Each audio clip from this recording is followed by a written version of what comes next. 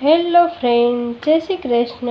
હું છું કાજલ અને તમારું સ્વાગત કરું છું કાજલના રસોઈ ઘરમાં। તો આજે આપણે રાંધણછટનો ચૂલો ઠારવાની રીત અને કુલેર બનાવવાની રીત બતાવવાના છીએ।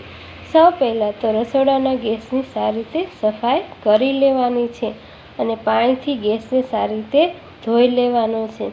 હવે આપણે કુલેર બનાવી લઈએ। કુલેર બનાવવા માટે મેં અહીં 1 વાટકી ઘઉંનો લોટ લીધો છે।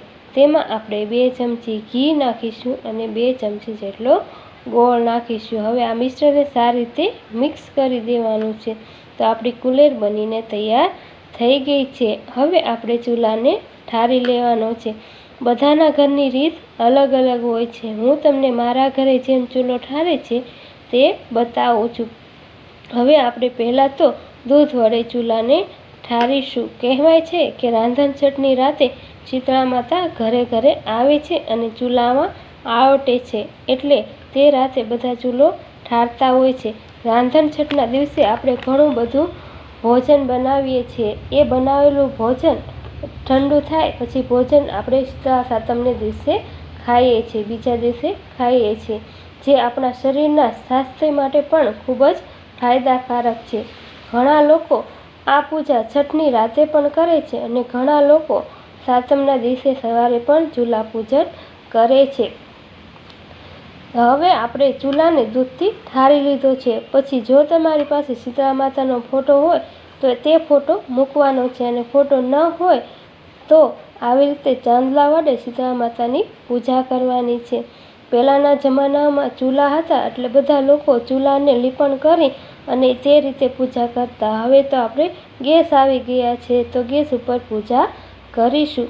આવી રીતે બર્નર ઉપર દૂધથી તેને ઠારવાનો છે અને પછી આપણે બર્નર ઉપર ફૂલ મૂકીશું, પાન મૂકીશું અને આવી રીતે ચાંદલા કરવાના છે। એક સરસ મજાનો સ્વસ્તિક પણ બનાવવાનો છે અને માતાજીને વસ્ત્ર તરીકે આપણે નાગલા અને ચુંદડી ચડાવવાના છે।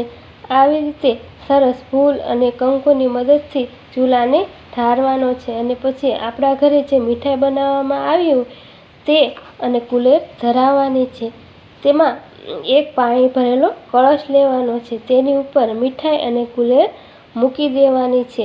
પછી ઘીનો દીવો કરવાનો છે અને શીતળા માતાની આરતી કરવાની છે। આરતી થઈ જાય પછી આપણે ખોળો પાથરી અને શીતળા માતાને પ્રાર્થના કરવાની છે કે હે શીતળા માતા, મારા બાળકની રક્ષા કરજો અને કોઈ ભૂલચૂક થઈ હોય તો માફ કરજો।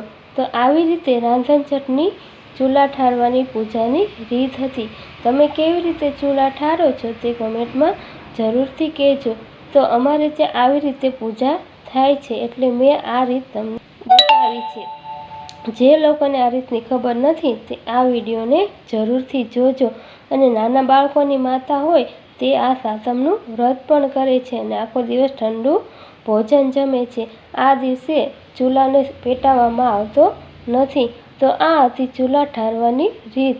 તમને મારો વિડીયો ગમ્યો હોય તો મારી ચેનલને લાઈક કરજો, શેર કરજો અને મારી ચેનલને સબસ્ક્રાઈબ કરવાનું ભૂલતા નહીં। તો આવી જ રીતે આપણે ફરી મળીશું એક આવા જ અવનવા વિડીયો સાથે। તો ત્યાં સુધી આવજો।